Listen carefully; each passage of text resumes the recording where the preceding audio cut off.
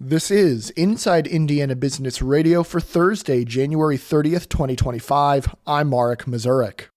An Indianapolis-based ag tech startup took the $100,000 top prize at this year's American Farm Bureau Federation Ag Innovation Challenge. GRIP has developed a software platform designed to help farmers keep records of any assets on their farms and improve communication among everyone in their operations. GRIP co-founder and CEO Tracy Widmeyer said most farmers in the country use software that's not custom-made for farming. The problem is those things weren't built for ag. They typically just work for things on tires, so you have to adapt it or put garbage in from a data standpoint. It doesn't really work, or it's too complex. So like a work order system, I've got to assign something to you. You've got to accept it. You've got to do it. You approve it, and there's levels of kind of workflows that farmers just don't do.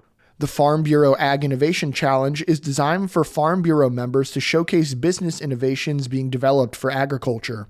GRIP was one of several hundred applicants that submitted a video pitch last June. In October, the pitches were narrowed down to 10, where the participants did a 7-minute in-person pitch to a panel of industry experts. Fort Wayne-based Polar Leasing Company, a provider of outdoor rental walk-in freezers and refrigerators, is continuing to expand with the groundbreaking of a new distribution hub in Texas. While financial details of the company's investment are not being disclosed, the new facility follows the recent construction of a similar hub in Florida. Polar Leasing said the 12,800 square foot facility in Temple, Texas, is designed to serve the company's customers and freight partners in the south-central part of the U.S. Polar Leasing's distribution hub in Sumterville, Florida is now fully operational. The company expects to add 5 jobs at each location. From the number one source for Indiana business news, this is Inside Indiana Business Radio. To succeed, you need to stay informed. You need to be engaged.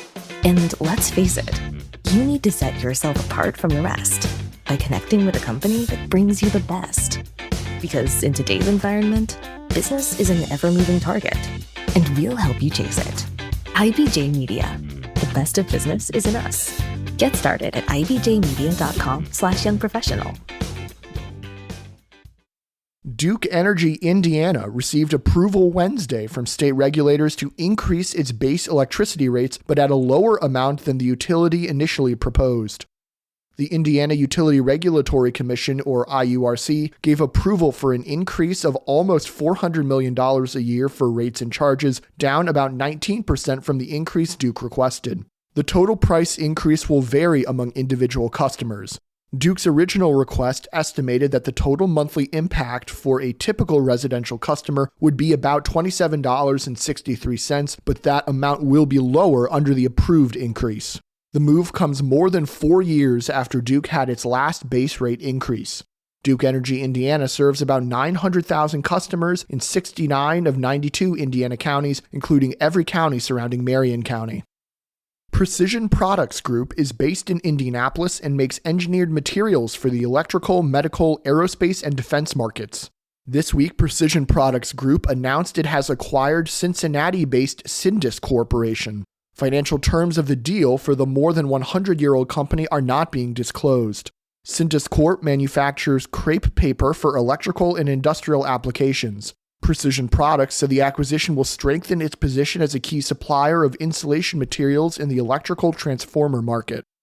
And Indiana's courts saw another busy year in 2024, with new technology used more and more to expedite cases and boost access to justice for Hoosiers. Chief Justice Loretta Rush highlighted the court's busy dockets and how these technological tools help to provide that increased access in her 11th State of the Judiciary address. She reminded legislators of last year's night court session, where lawmakers were invited to watch an oral argument held before the Indiana Supreme Court. The oral argument that lawmakers witnessed was just a small part of the work done by the Indiana Supreme Court, Rush said, while adding that the court reviews approximately 800 cases a year.